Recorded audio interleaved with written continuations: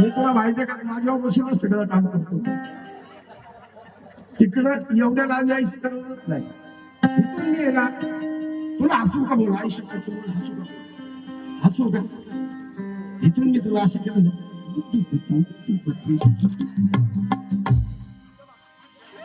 बस ये बात है आपने की हंसने का नहीं.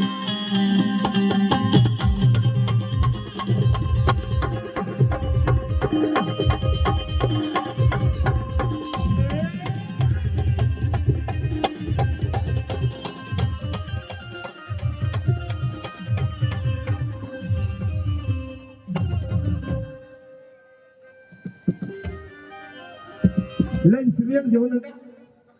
तुमचा टाइमपास व्हावा म्हणून चाललंय. आणि आता माझ्यावर मांडी घालून बसू नका. मला लय जीवलग मित्र आहे. नाहीतर तुला वाटत असं काम करू कशी बोलतात मग एकदम खास आहे.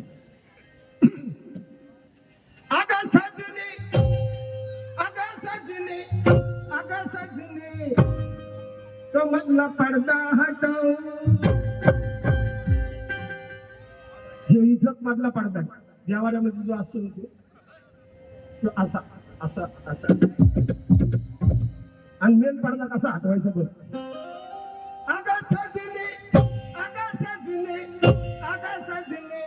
मधला पडदा हटव.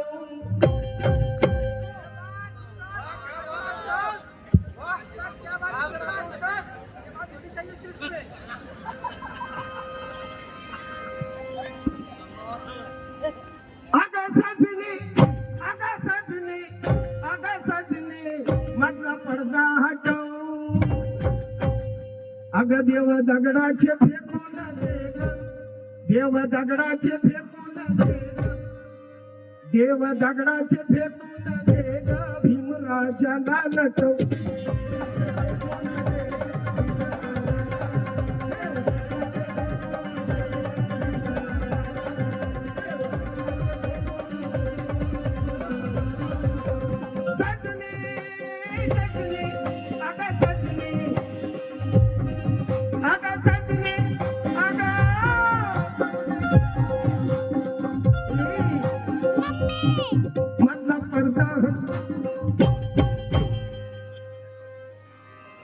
आजही आपण पाहतो जे बौद्ध धर्म पद्धतीने वागतात त्या विचारांबद्दल मला काहीच बोलायचं नाही. बऱ्याच घरांमध्ये मी जातो म्हणजे गायन पार्टीच्या वेळेस बरेच लोक जे प्रामाणिक बौद्ध त्यांच्याच घरात आम्हाला उभे करतात.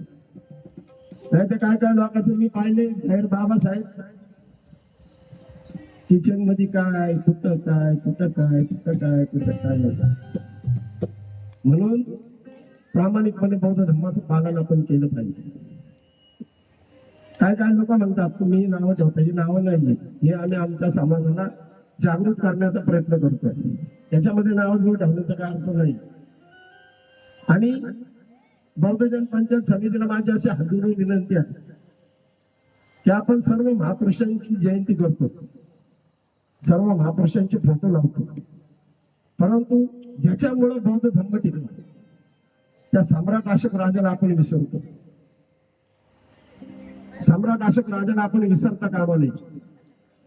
कारण सम्राट अशोक राजाने